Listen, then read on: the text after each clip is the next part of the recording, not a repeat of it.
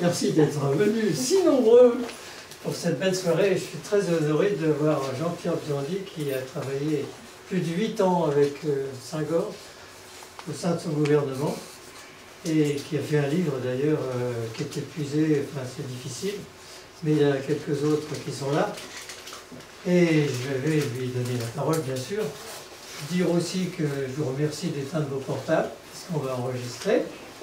Et puis ensuite, nous finirons la soirée par les projections d'images, mais on a préparé pour tout à l'heure. Et puis, mais moi je ne vais rien dire sur Senghor, parce que c'est lui le spécialiste. Je voulais simplement démarrer cette petite soirée en vous lisant un de ses poèmes, que je trouve tout à fait charmant. Cher frère blanc, quand je suis né, j'étais noir.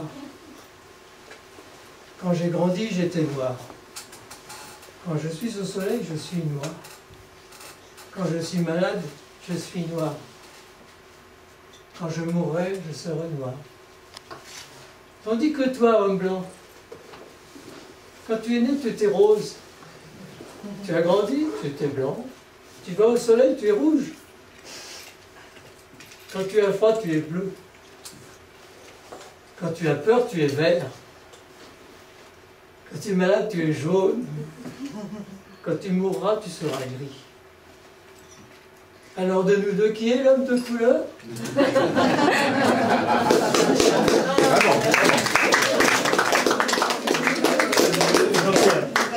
Bon, c'est ce qu'on appelle de l'humour. Excellent.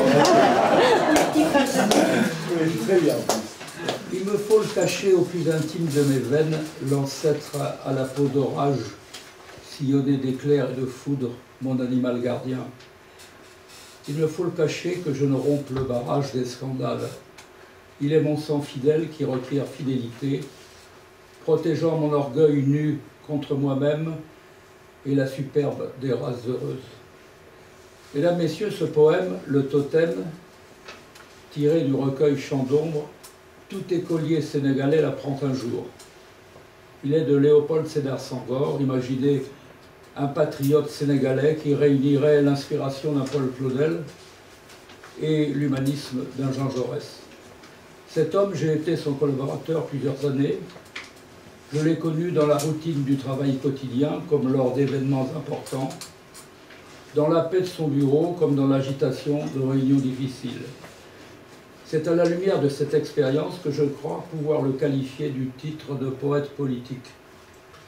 Poésie et politique peuvent vous sembler a priori antinomiques. Rien pourtant n'agaçait plus Senghor que la question 1000 fois posée. Comment conciliez-vous votre tâche de chef d'État avec votre œuvre de poète? Senghor, en linguiste averti, se référait d'abord à l'étymologie. La poiesis, littéralement la création, était pour lui un art du langage contribuant à la capacité de gouverner la cité, politikos. Senghor était donc d'abord un poète de l'action. Conduire son peuple vers l'accomplissement d'un destin historique contrarié, notait-il, s'apparente à un acte créateur, donc éminemment poétique.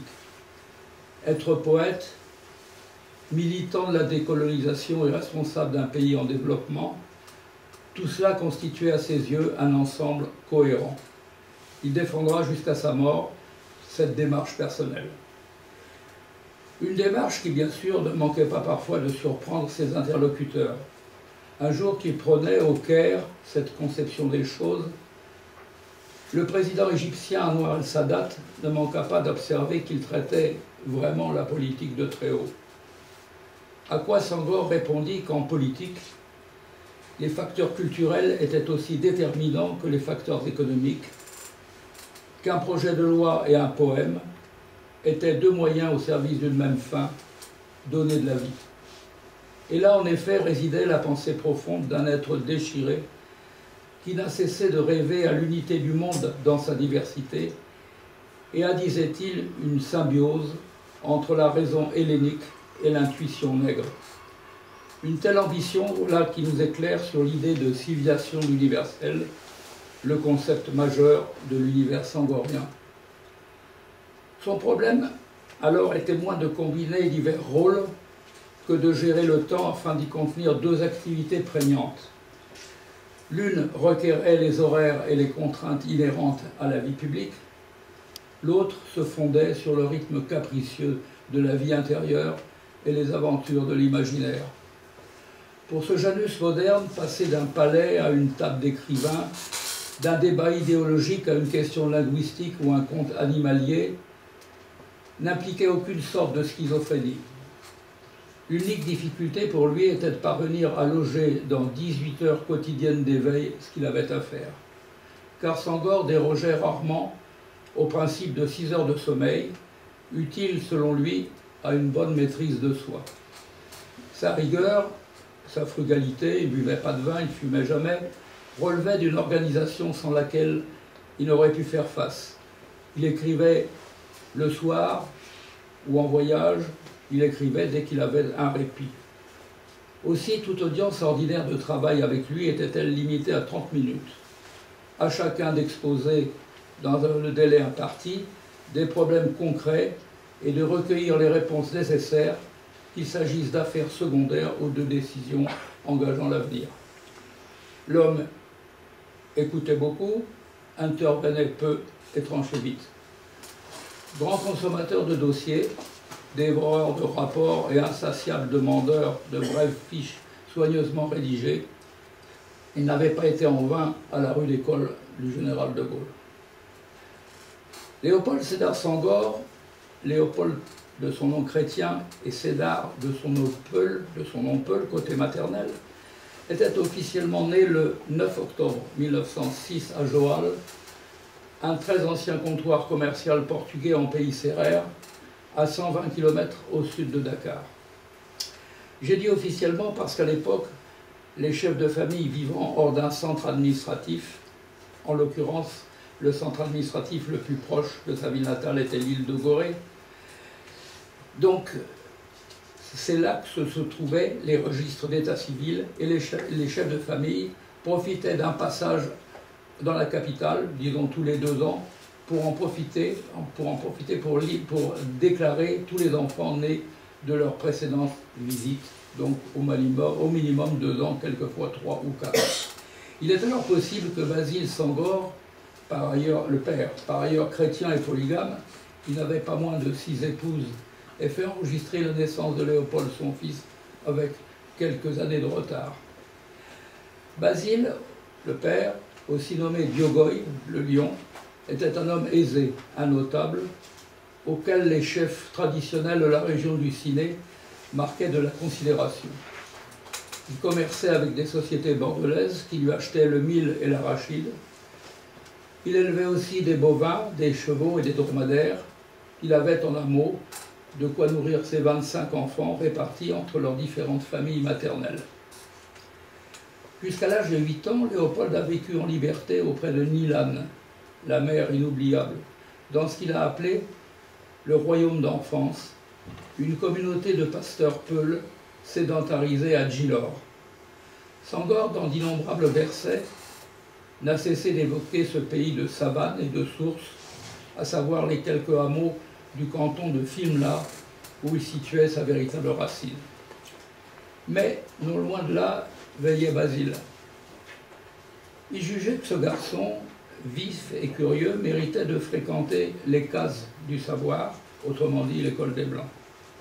Malgré les supplications de la malheureuse Nilan, l'enfant fut envoyé à la mission catholique proche, où un Normand, le père Dubois, se chargea de lui inculquer les premiers rudiments de français et de catéchisme. Le pronostic de Basile était le bon. L'enfant s'adapta vite. La soudaine découverte de l'autre, l'Européen, aiguisait l'intérêt du broussard, et son professeur de latin ne tarda pas à déceler chez son élève des dispositions pour la prêtrise qui valurent à ce dernier d'être invité à poursuivre ses études à Dakar. Toutefois, de façon paradoxale, la familiarité progressive du jeune Sérère avec la civilisation et la culture strictement occidentale le conduisait vers une contestation sourde. Nous ne sommes pas des barbares, nous sommes les civilisés d'une autre civilisation, finit-il par lancer au directeur de son collège, qui déniait aux gens de la brousse la qualité de civilisés. Soudain, Senghor s'était fixé un objectif, affirmer la civilisation noire, une civilisation certes différente, mais non inférieure. L'ombre de la négritude, déjà, se profilait en lui. Le baccalauréat, une fois acquis, et de brillante façon, le jeune homme obtint une bourse de 250 francs par mois et une chambre à la cité universitaire de Paris pour entamer des études supérieures. Cette fois, c'était Basile, le père, qu'il avait d'abord fallu convaincre. Enfin, fin septembre 1928, le fils prodigue s'embarquait pour la France. Les 11 années qui vont de l'arrivée de Senghor dans la capitale française à la Seconde Guerre mondiale ont illustré le choc culturel du Sénégalais avec le monde blanc. Tout d'abord, Paris l'éblouit, le Paris des bibliothèques, des musées, des universités, même s'il regrettait souvent ce qu'il nommait la lumière d'outre-ciel des nuits claires. Deux rencontres surtout vont décider de son orientation. La première se situe dans l'hypokhâgne du lycée Louis-le-Grand, où il est inscrit. Le surdoué de la classe, un certain Pompidou, qui entrera et sortira major de l'école normale supérieure, l'a pris sous son aile. Une amitié qui ne se démentira pas, puisque Senghor sera le témoin de Claude Pompidou à son mariage avec Georges, futur chef d'État lui aussi.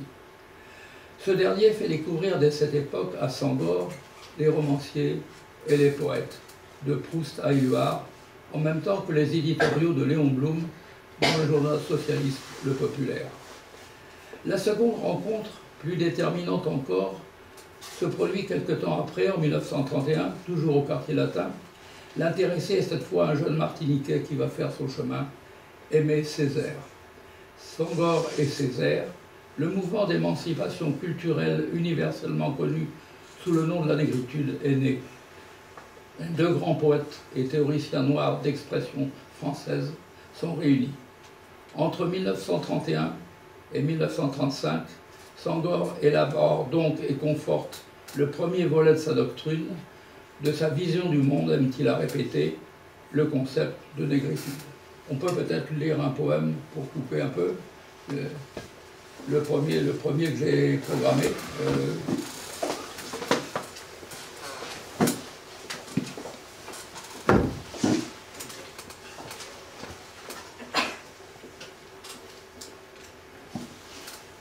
C'est le temps de partir. C'est le temps de partir, que je n'enfonce plus avant mes racines de ficus dans cette terre grasse et molle. J'entends le bruit picotant des termites qui vident mes jambes de leur jeunesse. C'est le temps de partir, d'affronter l'angoisse des gares, le vent courbe qui rase les trottoirs dans les gares de province ouvertes. L'angoisse des départs sans main chaude dans la main. J'ai soif d'espace et d'eau nouvelle, et de boire à l'urne d'un visage nouveau dans le soleil. Et ne m'écarte pas les chambres d'hôtel, ni la solitude retentissante des grandes cités. Est-ce le printemps? Partir, cette première sueur nocturne, le réveil dans l'ivresse, l'attente. J'écoute, aérienne, plus bas, la batterie des roues sur les rails, la longue trompette qui interroge le ciel.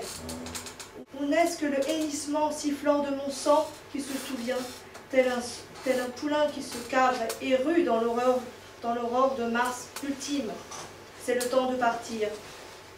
Voilà bien ton message. Était-ce au bal du printemps que tes yeux ouverts te précédaient? Toi, si semblable à celle de jadis, avec ton visage sarrasin et ta tête noire qui flamboie comme le sommet de l'Estérel.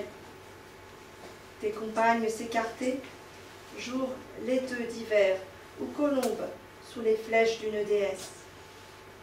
Ma main reconnut ta main, mon genou ton genou, et nous retrouvâmes le rythme premier. Et tu partis, c'est le temps de partir.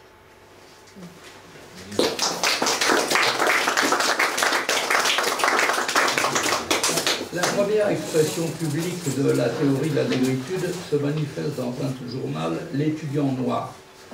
Celui-ci comptera 5 numéros. Les descentes de police au siège de la préfecture des écoles, les convocations au commissariat, le trou financier qui va croissant, ont vite raison de cette tribune. Mais le coup est porté. Senghor en a profité pour plaider l'enracinement et attaquer, selon son propos, le rationalisme européen au coup de coude. Les Blancs, précise-t-il alors, croient nous injurier avec le qualificatif de nègre, mais nous revendiquons notre couleur. Racisme antiraciste, écrira Jean-Paul Sartre, dans Orphée Noir, la préface qu'il consacrera quelques années plus tard à l'anthologie de la nouvelle poésie nègre et malgache que Senghor commence déjà à préparer. C'est le temps de la négritude ghetto, que les marxistes dénoncent bientôt comme extérieure à la dialectique sociale. Senghor rétorque que le socialisme africain est situé au bout du développement logique de la négritude. La révélation fait mouche. Il y aurait donc, apprend-on, une voie africaine, même dans la réalisation d'une société de type socialiste. Nous sommes en 1936, en plein Front populaire. L'intellectuel sénégalais vient de poser le second jalon de son corpus théorique. Senghor, qui a obtenu l'agrégation de grammaire mais a échoué pour 2 places anormales, part enseigner le français aux jeunes Tourangeaux dans un lycée qui, ironie de l'histoire, porte le nom du souffre-douleur de la négritude, René Descartes, l'icône de la raison discursive. C'est d'ailleurs à ce moment que se produit un incident survenu et devenu célèbre. Le nouvel agrégé, entrant dans un café à Tours, s'entend demander « Toi, y en a vouloir quoi ?» D'où peut-être l'hostilité qui a longtemps habité le Sénégalais envers le nègre banania, ce noir aux dents éblouissantes, s'écriant sur des affiches publicitaires « Y a bon banania ». Mais le programme culturel de la gauche est fait pour plaire à Senghor. Il adhère au parti de Léon Blum, la SFIO, au second tour des élections 1936, surmontant ses réticences à l'égard d'un parti communiste athée et centralisateur. Il vote pour son candidat. Le soir, il donne des cours de français aux ouvriers syndiqués à la CGT. C'est toutefois avec soulagement qu'il regagne en 1938 Paris et le quartier latin. Il vient d'être nommé au tout nouveau lycée Marcellin Berthelot de Saint-Maur. Ayant retrouvé ses amis africains, il leur lit les premiers textes d'Hostie Noire, le recueil qui ne paraîtra qu'après la guerre. Sa discipline de vie, héritée du séminaire, et sa boulimie de connaissances ne se relâchent pas. Il lit Hölderlin et Claudel, les africanistes, Frobenius et Delafosse. Il lit Pierre Reverdy, il lit Robert Desnos et Zara, le dadaïste, dont le fils plus tard épousera une des nièces de Léopold. Il lit Saint John Perse et, tient-il à préciser, le Capital de Karl Marx, le crayon à la main. Sa pensée alors s'approfondit. Cette Europe, songe-t-il, qui a connu tous les démons, à commencer par celui de l'esclavage et du colonialisme, cette Europe, c'est aussi celle qui a, le 16 pluviose en 2, proclamé l'abolition de la servitude, inscrit la fraternité au fronton de ses monuments et voulu élargir l'humain à la dimension du monde. Senghor renonce à la tentation de la haine et amorce le 3e temps de son évolution, celui où le dialogue des cultures doit enfin ébaucher une véritable civilisation de l'universel. Et de citer volontiers le proverbe wolof Nitmo Igarabunit, qui veut dire « l'homme est le remède de l'homme ». Il n'y aura pas de rentrée scolaire pour l'afro-français, comme il se nomme lui-même, à l'automne de 1939. Mobilisé dans un régiment de coloniaux, il est fait prisonnier en juin 40 sur les bords de la Loire, puis trimballé de camp en camp. Mais il profite de cette captivité pour hâter son mûrissement intellectuel. Il lit Platon en grec, Virgile en latin, Goethe en allemand, Pascal en français, et il conclut « Le miracle de la civilisation grecque est celui du métissage culturel ». C'est à l'opposé du nazisme un pas vers l'autre pour une coexistence créatrice. Le choix n'est plus entre assimiler ou être assimilé, il consiste à assimiler pour créer. L'origine de la négritude se voit donc soudainement élargie. Ce double mouvement d'enracinement et d'ouverture qu'implique en l'année 1942 la démarche sangorienne met désormais son auteur en possession des mécanismes essentiels de son système de pensée.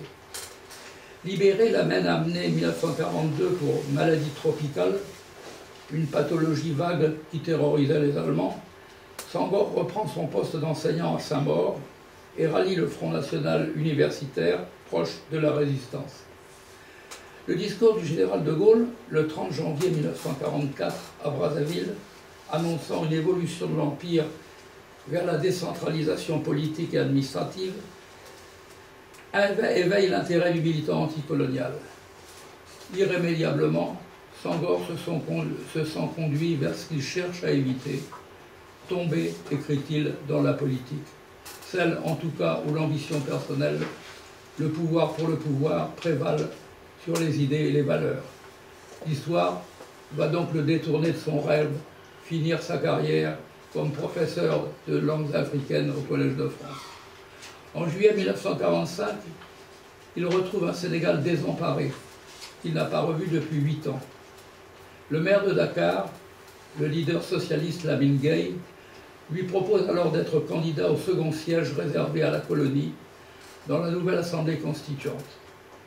Par heure, Ami presse le premier agrégé africain d'accepter de devenir le député de la Brousse, des sans-voix qui ne possèdent pas la qualité de citoyen réservée aux habitants des communes dites de plein exercice, c'est-à-dire ayant le même droit que les cités métropolitaines, et au Sénégal à cette époque, Saint-Louis, qui était la capitale, de Gorée, Dakar et Rufisque. Un périple en pays sérère, dans les villages inoubliés mais plongés dans une extrême misère par les effets de la guerre, finit par le décider. Chandon, le fameux recueil qui s'apprête à publier les éditions du Seuil, témoigne de cette décision. J'ai choisi, y confie Senghor, mon peuple noir peinant, mon peuple paysan, toute la race paysanne par le monde. L'artiste et l'homme public se rejoignent. Élu largement, il s'investit aussitôt dans la commission de la Constitution, où il défend ses orientations, la reconnaissance du sentiment national des peuples colonisés, l'option fédéraliste au sein de la nouvelle Union française, la promotion des langues ultramarines, bref, selon sa formule, la République une et divisible. Chez les socialistes métropolitains, il ne tarde pas à faire figure de franc-tireur en regard des choix assimilationnistes de son parti. Dans un article de l'hebdomadaire Gavroche datant de 1946, il écrit « L'Union française doit être fédérale afin de permettre de préparer les cadres qu'exigera une autonomie à quoi nous sommes sûrs d'accéder. » Il reprend et développe le thème à la tribune de l'Assemblée en réclamant la création d'une république fédérale. La crise avec la direction socialiste qui continue de défendre une politique coloniale d'assimilation est dès lors inévitable. Elle se produit en 1948. Le parti n'est plus, déclare Senghor, en Afrique noire du moins, ni démocratique dans sa structure, ni socialiste dans son action. Le groupe parlementaire n'a-t-il pas voté contre l'égalité des pensions entre anciens combattants africains et anciens combattants métropolitains? Désormais donc, Senghor se retrouve les mains libres. Il est plébiscité au Sénégal à la tête d'un rassemblement populaire dégagé de toute inféodation à un parti métropolitain. Il incarne la reconnaissance des paysans contre l'oligarchie urbaine. L'autonomie interne figure en tête des revendications du nouveau mouvement sangorien, le bloc démocratique sénégalais. Celui-ci ne s'encombre pas de considérations théoriques. Le prix de l'arachide, l'ouverture d'écoles, la création de dispensaires, la réfection des pistes, le percement de puits occupent le plus clair de son programme. Mais derrière ce pragmatisme se confirme une visée: obtenir l'instauration d'un exécutif national dans un cadre ouest-africain fédéral. Senghor n'a plus rien à apprendre en matière de tactique et de mécanique parlementaire. À Paris, il interpelle souvent le gouvernement métropolitain sur la réforme institutionnelle et l'échange inégal entre la France et ses colonies, tout en développant ses conceptions sur le dialogue Nord-Sud, c'est-à-dire entre l'Europe et l'Afrique. Pour autant, il n'avance pas, ou pas encore, l'idée de séparatisme. Il dira même plus tard que l'indépendance lui semblait être venue 30 ans trop tôt, allusion à un stade de formation des cadres et de développement économique où les conditions optimales ne paraissaient pas réellement réunies. En 1954, Pierre Mendès France met fin au conflit en Indochine. Au Sénégal, une nouvelle génération d'étudiants rentre au pays avec de fortes convictions anticolonialistes. Senghor, qui a décliné déjà l'offre d'un portefeuille ministériel, accepte cette fois un secrétariat d'État à la révision constitutionnelle dans le gouvernement d'Edgar Faure. Le vote en 1956 de la loi cadre de Gaston Defferre instituant des conseils de gouvernement dans les territoires d'outre-mer devrait donc satisfaire le leader sénégalais. Pourtant, il dénonce aussitôt une menace de balkanisation à cause d'un émiettement de la région en une poussière d'États pauvres, donc potentiellement soumis. Pour écarter ce qu'il juge être une tentative de néocolonialisme, il suggère alors une convention ouest-africaine dotée d'un gouvernement fédéral visant à contrarier une indépendance truquée à ses yeux. Mais trop tard. Le processus que viendra confirmer la naissance de l'actuelle Ve République est enclenché. Le coup de force du 13 mai 1958 à Alger aura même pour conséquence d'accélérer l'émancipation individuelle des territoires d'Afrique subsaharienne.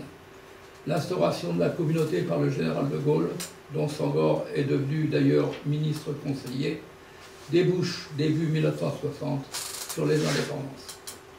Après une brève et tumultueuse fusion avec le nouvel État voisin du Mali, le Sénégal est au pied du mur. Le pays, rendu à lui-même, il devient impossible à son leader de se dérober. Senghor est le 5 septembre 1960 élu président de la République à l'unanimité des 118 députés sénégalais, quoique issus d'une ethnie, l'ethnie sérère, et d'une religion, la religion chrétienne qu'il n'abandonnera jamais, toutes deux minoritaires dans le pays. Cette charge, il va l'assumer 20 ans, jusqu'en 1980, avec des hauts et des bas, à travers des péripéties multiples, comprenant complot politique et tentatives d'assassinat, crise sociale et tensions internationales, comme il en va finalement pour beaucoup de chefs d'État. Commentant avec flegme toutes ces épreuves, Senghor confie « L'important, c'est de conserver foi dans les vertus de son peuple. J'ai foi plus que jamais en la négritude. » Et d'ajouter la formation d'une nation, vous savez, c'est quelque chose de très long, de très difficile. L'Afrique noire, a-t-on dit, est mal partie. On voudrait que nous fassions en quelques années ce que d'autres ont mis des siècles à faire. L'essentiel reste bien que l'Afrique soit partie. Après la disparition du général de Gaulle, qui le respectait profondément, puis celle de Georges Pompidou, l'ami et l'alter ego, Senghor se sent réattiré par les sympathies bloomistes de sa jeunesse, même si ses rapports avec François Mitterrand, dirigeant d'un nouveau parti socialiste français, n'ont jamais été très étroits. Le nouvel objectif de Senghor est de faire entrer son propre parti dans l'internationale socialiste. Il sollicite à cet effet le Français, qui de son côté voit l'intérêt qu'il peut trouver à se donner un vernis tiers-mondiste en aidant un mouvement africain à rallier ce club totalement européen. Pour Senghor, l'enjeu est plus important encore. En accédant en 1976 à la vice-présidence de l'Internationale que dirige l'Allemand Willy Brandt, c'est la voie africaine démocratique si longtemps moquée qu'il fait reconnaître et à laquelle on rend justice. On va peut-être lire un deuxième poème.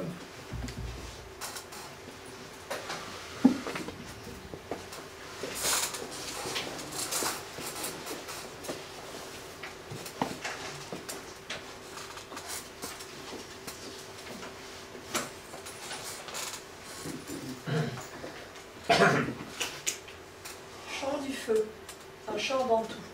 Oui, c'est une traduction du bantou, car Senghor, en plus de toutes ses capacités, était un excellent traducteur de langues africaines. Puisqu'il était agrégé de grammaire, il s'était beaucoup intéressé aux langues africaines, donc il traduisait beaucoup de toute la poésie, notamment bantou. Feu que les hommes regardent dans la nuit profonde.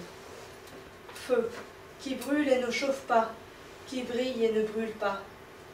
Feu qui vole sans corps, sans cœur, qui ne connaît case ni foyer.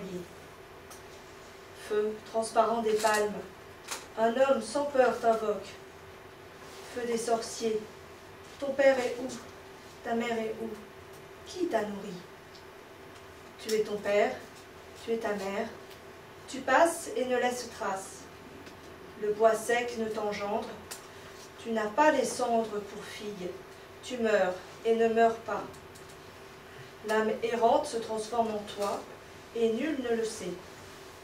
Feu des sorciers, esprit des eaux inférieures, esprit des airs supérieurs, fulgore qui brille, luciole qui illumine le marais, oiseau sans ailes, matière sans corps, esprit de la force du feu, écoute ma voix. Un homme sans peur t'invoque.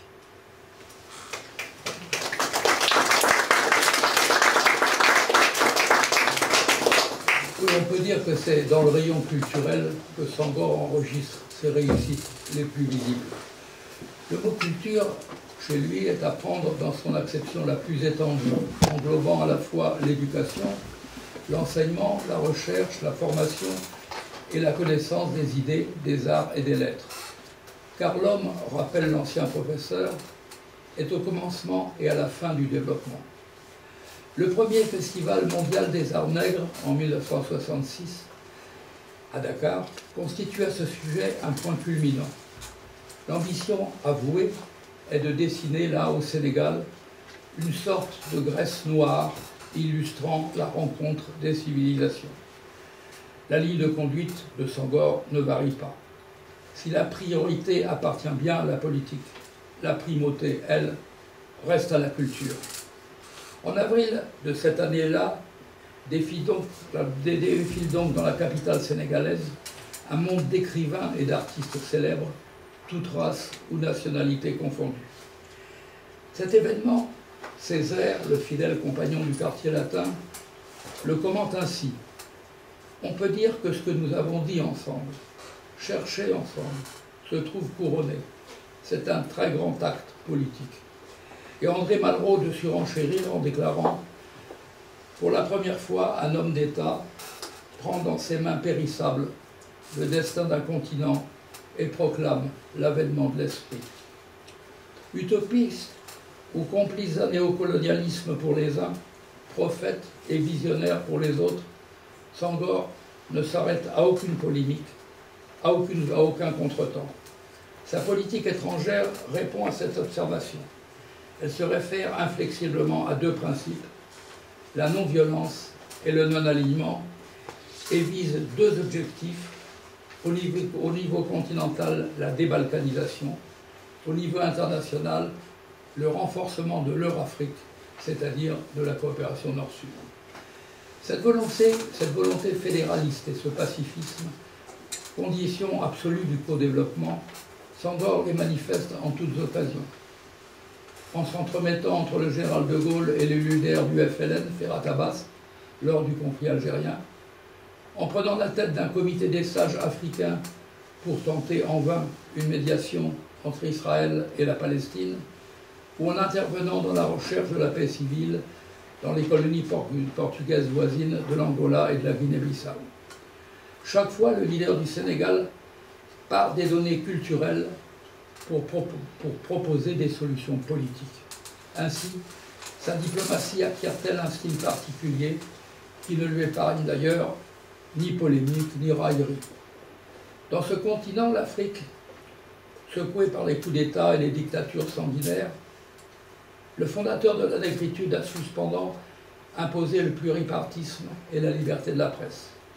Il a aussi conféré à la modeste lande arachidière qu'est son pays grande comme la moitié de la France, une image et un rayonnement qui la déplaçaient et la flattaient. En ce sens, là où les chefs d'État ne quittent en général le pouvoir que pour la tombe ou la prison, il s'est voulu exemplaire. On va lire un dernier point.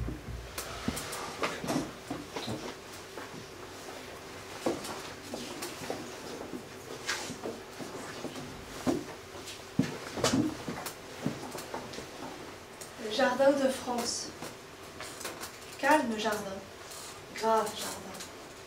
Jardin aux yeux baissés au soir, pour la nuit.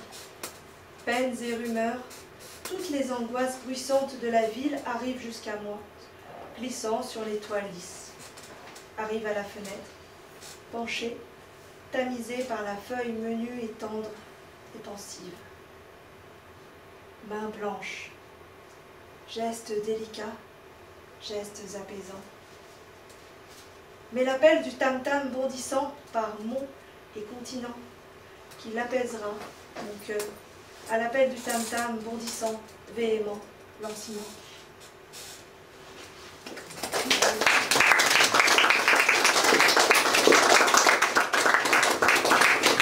À 20h30, le 31 décembre 1980, Léopold Sédar Senghor apparaît soudain sur les écrans de la télévision nationale pour annoncer à la stupéfaction générale son départ.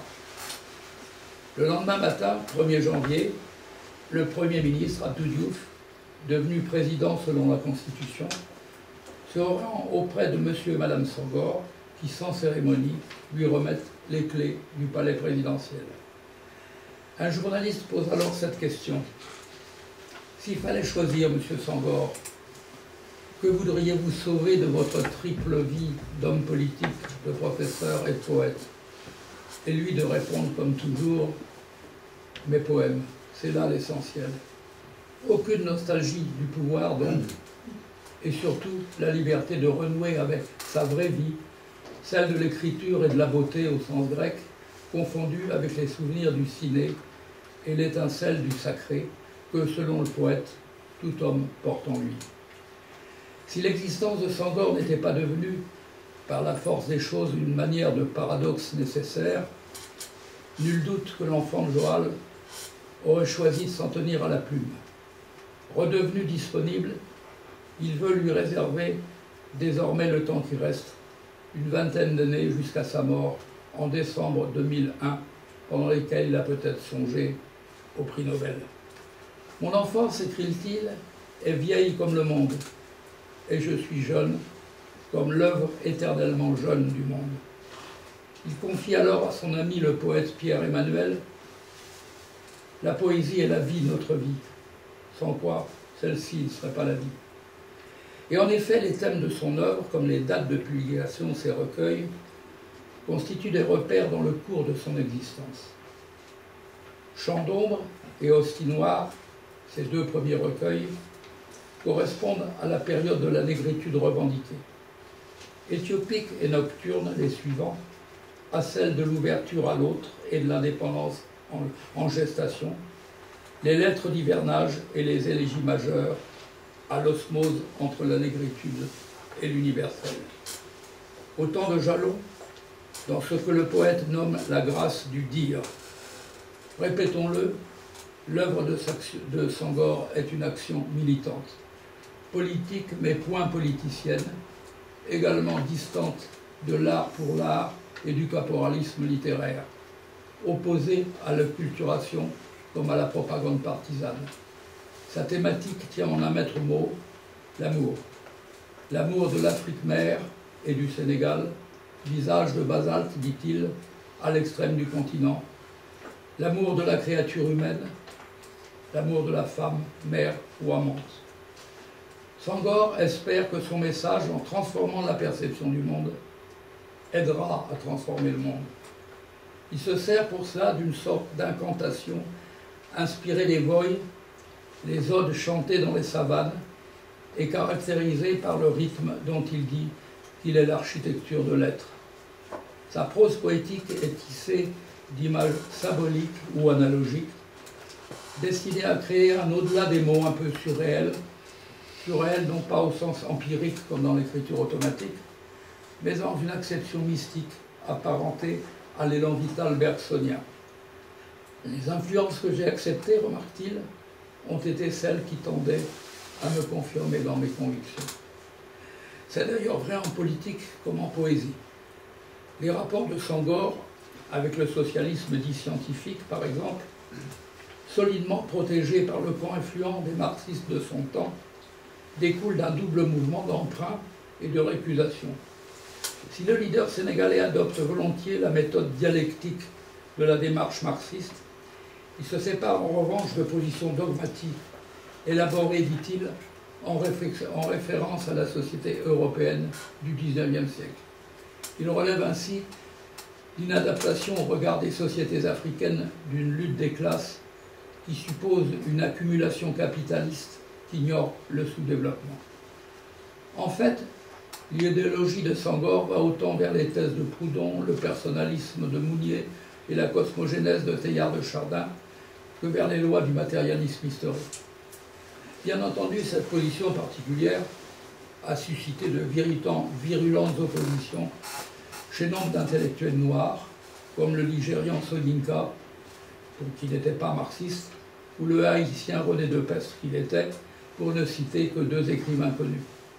Il dénonce en Senghor un idéalisme petit bourgeois, là où lui vise une réhabilitation culturelle, dialogue de sourds. L'obsession de Senghor était en effet la reconnaissance universelle de l'Africa portentosa, l'Afrique prodigieuse célébrée par les latins. Cette fois, dans une civilisation contestée, dédaignée, insultée, il la proclame jusqu'en dans le moindre détail.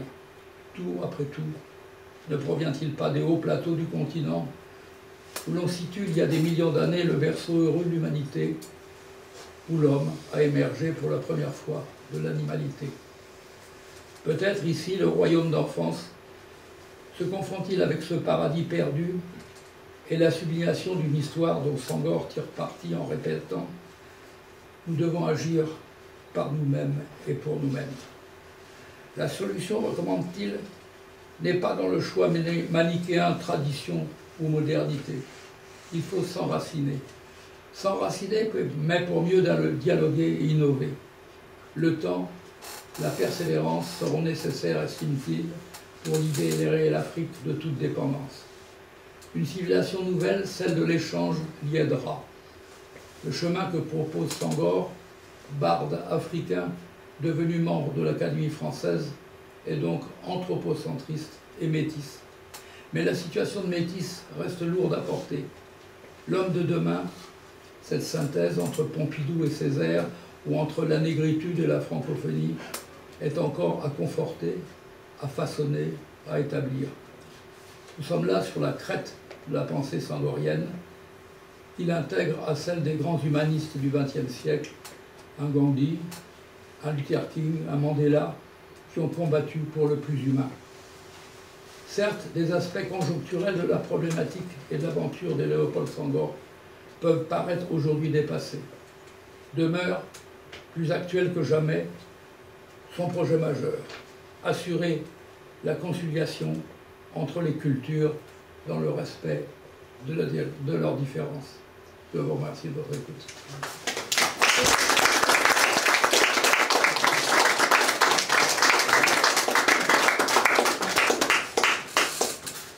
Alors je crois qu'on va passer quelques clichés, oui, que je pourrais commenter. Voilà. Alors là, je dois appuyer là-dessus, non? C'est pas ça.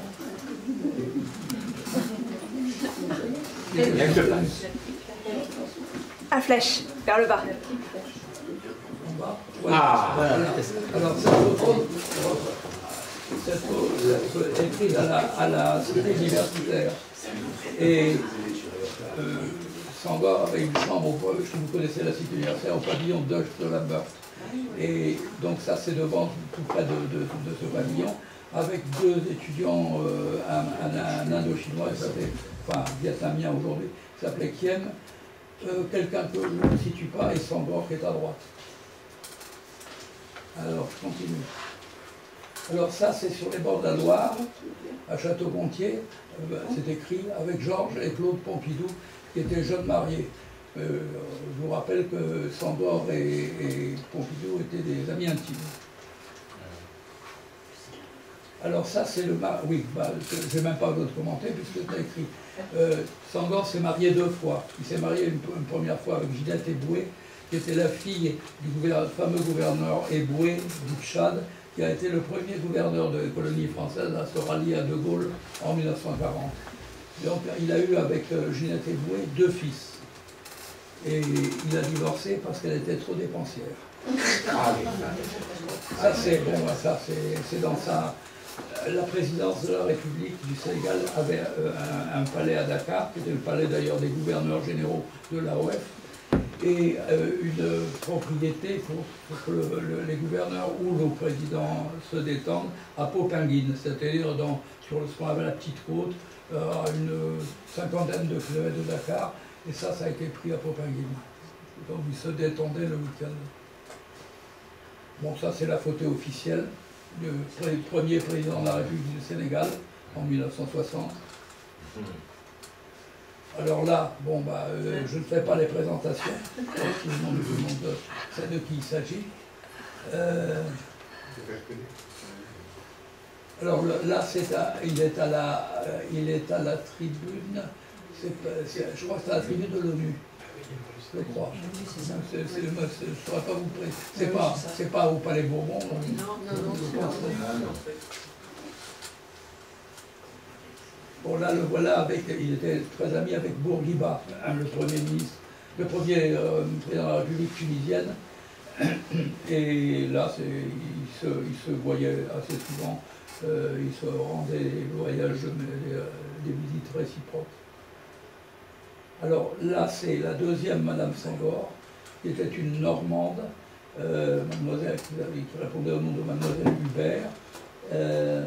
Il a eu beaucoup de mal à divorcer Senghor parce que, étant chrétien et chrétien fervent, il a négocié son divorce à Rome directement et il a attendu beaucoup pour pouvoir se remarier avec cette dame, Mademoiselle Hubert, qui a été la deuxième Madame Senghor, avec qui il a eu un fils, Philippe, qui s'est tué en voiture dans un accident. Alors, avec les souverains belges, là, je ne fais pas les présentations. Senghor a eu toujours des rapports un peu compliqués avec le général de Gaulle, parce qu'il n'a pas été d'accord sur la manière dont de Gaulle a décolonisé l'Afrique, puisqu'il lui reprochait d'avoir balkanisé l'Afrique en faisant une poussière d'État qui ne pouvait pas se suffire. Mais en revanche, il admirait l'homme et il avait un profond respect pour lui, puisqu'il a accepté même d'être son ministre au moment des indépendances. Il était ministre conseiller chargé de la révision de la Constitution. Mais fondamentalement, ce n'était pas un gaulliste, c'était plutôt un social-démocrate. Depuis ses études au quartier latin, quand il lisait les éditoriaux, comme je l'ai dit, de Léon Blum dans le Populaire, son penchant fondamental, c'était le socialisme démocratique. Mais il reconnaissait en De Gaulle, et comme en plus de ça, Senghor était très francophile, il reconnaissait en De Gaulle le représentant de la France libre, l'homme historique. Bon, là, c'est avec son ami Pompidou, vu de profil. Alors ça, c'est avec le roi du Maroc, Hassan II. Il y a eu toujours de bons rapports entre le Maroc et le Sénégal, quoique Senghor se méfiait. Il avait toujours peur que le Maroc, qui était plus riche que le Sénégal, finance des mosquées et développe un petit peu l'islamisme qui pouvait porter ombrage à son pouvoir. Mais enfin, c'était comme ça, c'était en filigrane. Alors ça, c'est le voyage en 1974, oui, c'est ça, le voyage en Chine. Senghor, en tant qu'homme du tiers-monde, comme la Chine était à l'époque un petit peu le leader du tiers-monde,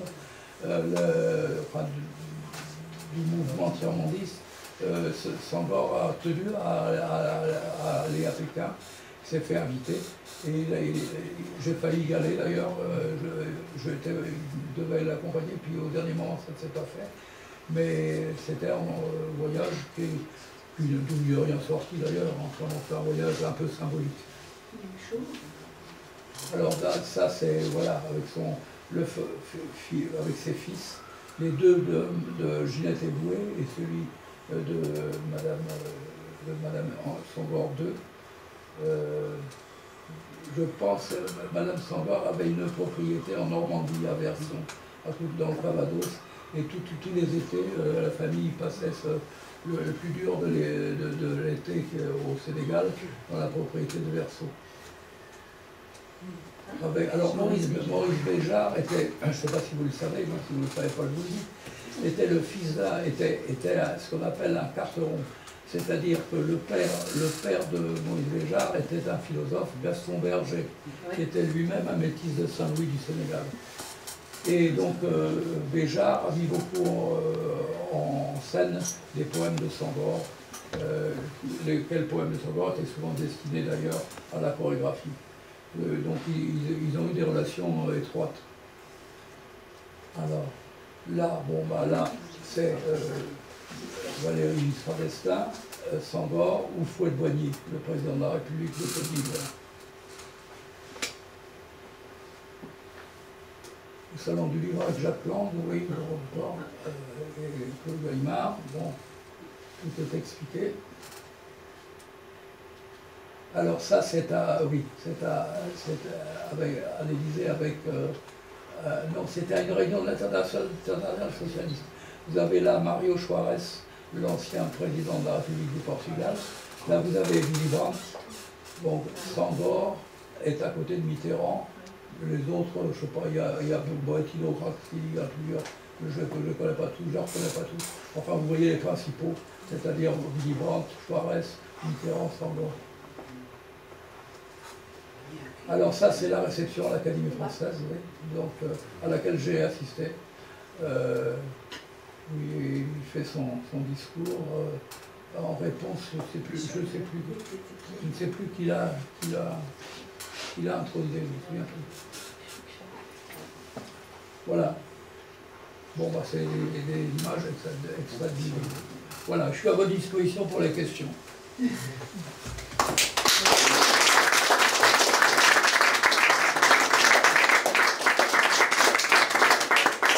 Vous parlez fort parce que Jean-Pierre a des difficultés d'audition. Oui, bah, parlez un peu fort parce que je suis dur d'oreille. À mon âge, c'est normal. Mais alors donc vous ne parlez pas trop vite et assez fort. Je vous écoute.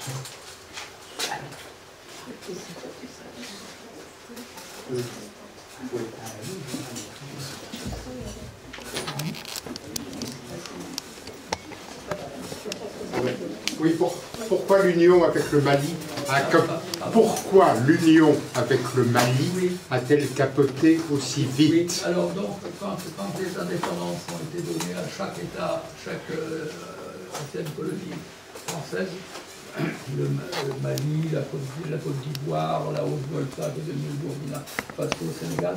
Donc il y a eu un projet de fusion, il y a eu plus qu'un projet, il y a eu une fusion qui n'a pas duré très longtemps, qui a duré 6 mois entre le Sénégal et le Mali.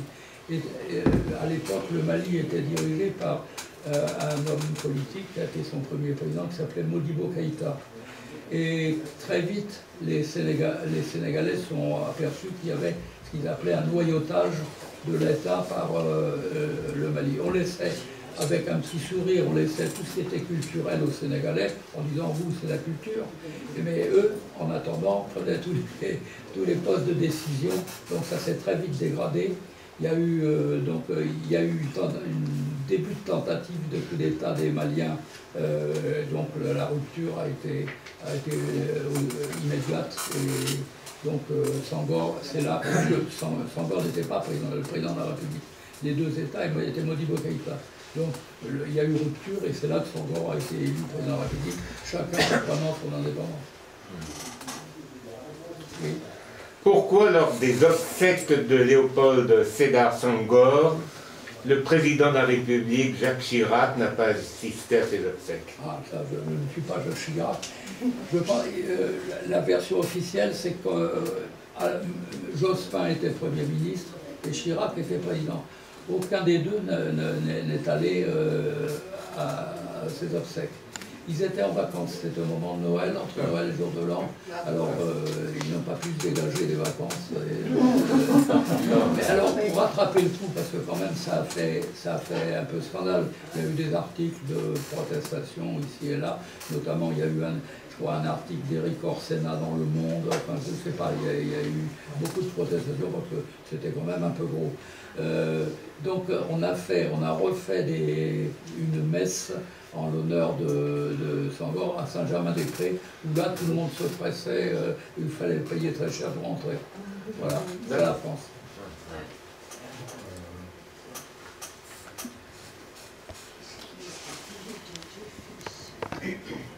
Savez-vous quels étaient les poèmes qu'il a écrits vers 1955? Oui. Parce que je l'ai entendu à la Société des poètes, oui. Qui était présidée à ce moment-là par Jules Romain. Oui. Il a récité ses poèmes. Oui, mais il a pu réciter en 1955 des poèmes déjà anciens. Il me semblait qu'il avait dit que c'était... Il a publié ses deux premiers recueils, c'était Chants d'ombre aussi noir, ça c'était avant 55. C'était vers 53, oui. 55, oui. Quelque chose comme ça. Et Éthiopique, qui est le troisième de ses recueils, est paru, mais est paru en 1900, au moment de l'indépendance, c'est-à-dire en 1960, par là. Donc en 1955, c'était... Oui, moi j'avais entendu des poèmes de lui alors qu'il était député, simplement, comme Césaire, à la Sorbonne. Il y avait eu j'étais étudiant, il y avait une après-midi réservée aux poètes africains, donc ils étaient venus tous les deux réciter leurs poèmes, et donc ça devait se situer dans les années 50, je ne sais pas combien, et à l'époque c'était ou Chants d'ombre ou aussi noir. Mais c'est lui qui les a récités, je suis encore ému. Pouvez-vous préciser les rapports avec Saint John Perse, qui était quand même un peu l'opposé, à part le fait d'être poète, oui. Les deux. Mais enfin, quand même, nettement l'opposé, c'était la domination blanche, Saint John Perse, alors que la négritude, c'était l'inverse. Oui, je crois que Senghor l'interprétait pas comme ça, c'est une solidarité poétique. Quand Senghor, où qu'il allait, dans n'importe quel pays où il allait, je l'accompagnais au Venezuela, il y avait tous les poètes au Venezuela et au Sénégal n'avaient pas les mêmes régimes, mais dans les réceptions officielles, il y avait tous les poètes. Donc il y a la reconnaissance du poète pour l'autre. En plus de ça, quand même, Saint John Perse, c'était quand même un Antillais. Il était quand même la culture africaine ne lui était pas complètement étrangère. Donc, en tout cas, ce que je peux vous dire, je n'ai jamais connu Saint John Perse, mais j'ai bien connu Senghor.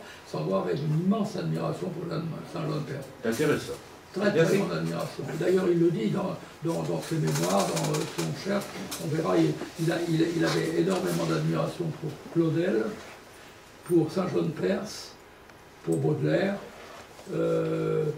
Ça, c'était les poètes français il y en avait d'autres, mais des poètes français qu'il vénérait. Donc, Saint John Perse était pour lui un homme important. Comment pouvait-il se retrouver dans son amitié avec Georges Pompidou et de l'autre côté Aimé Césaire, quoi, Pardon ? Comment pouvait-il se retrouver dans une certaine cohérence entre Georges Pompidou et Aimé Césaire?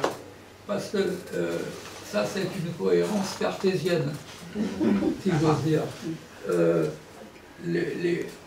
D'abord, Césaire et Pompidou, non, Senghor les voyait séparément. Senghor voyait beaucoup Georges Pompidou, surtout quand Pompidou est devenu président de la République française, et il voyait Césaire qui venait souvent le voir à Dakar.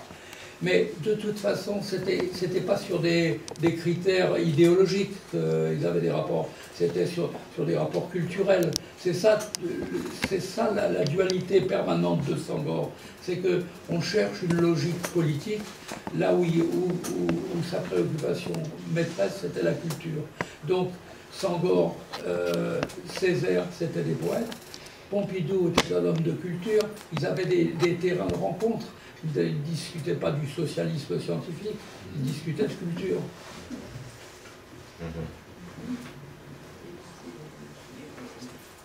Comment a été vécu le départ de Senghor, son départ politique dans son pays? Il a été vite oublié? Il a été... Non, il n'a pas été vite oublié. Enfin, de toute façon, c'était un coup qu'on voyait venir quand même, parce que Abdou Diouf, qui est devenu le président qui a pris la suite, était déjà Premier ministre depuis 10 ans.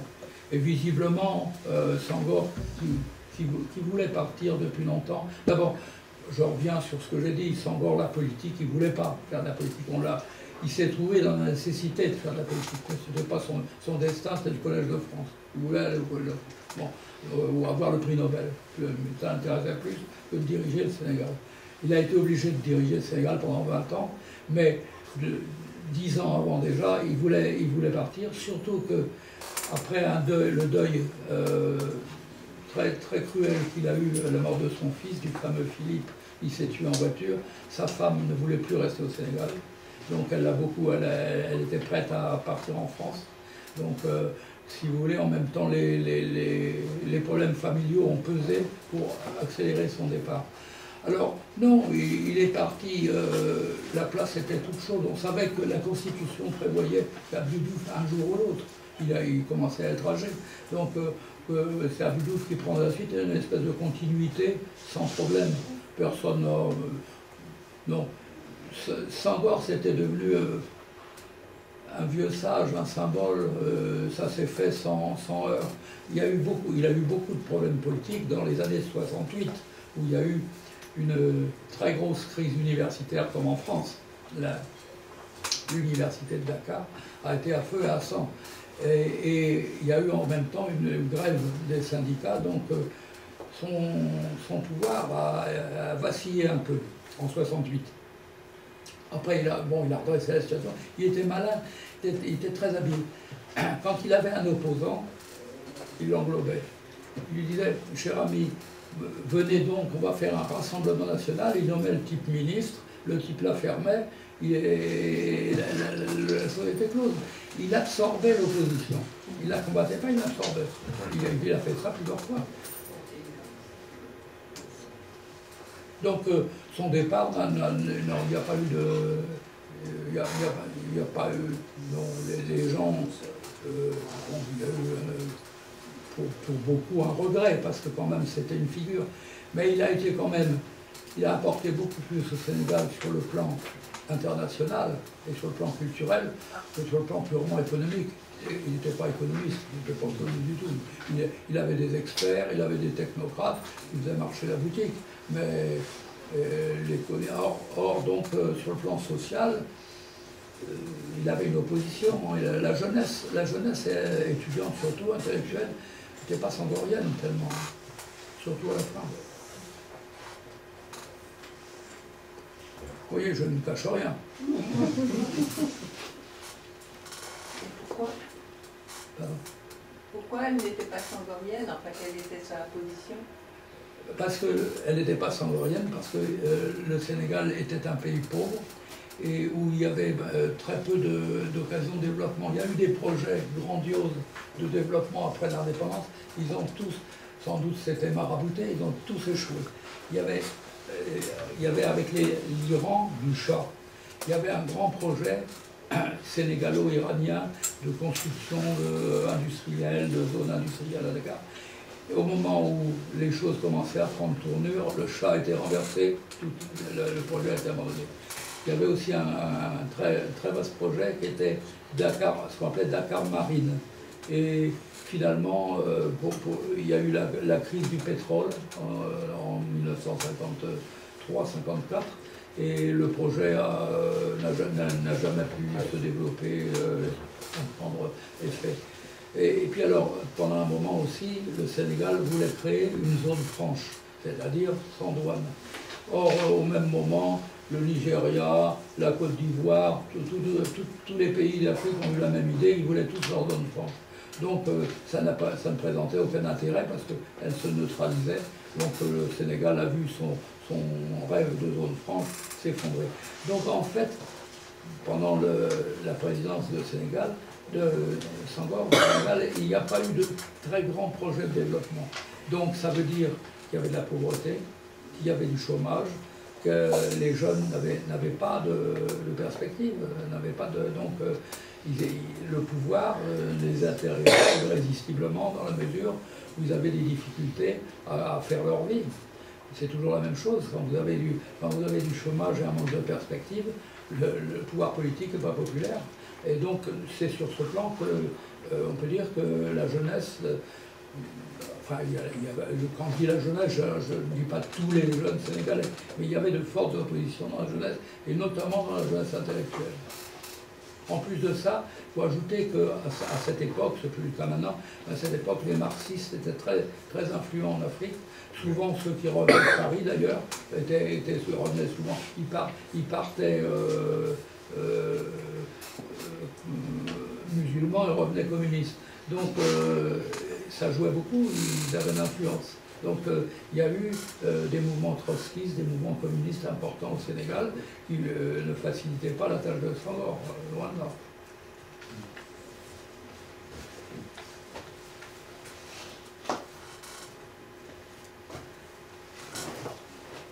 Plus de questions. On sait tout maintenant. On sait tout. Écoute Jean-Pierre, merci beaucoup.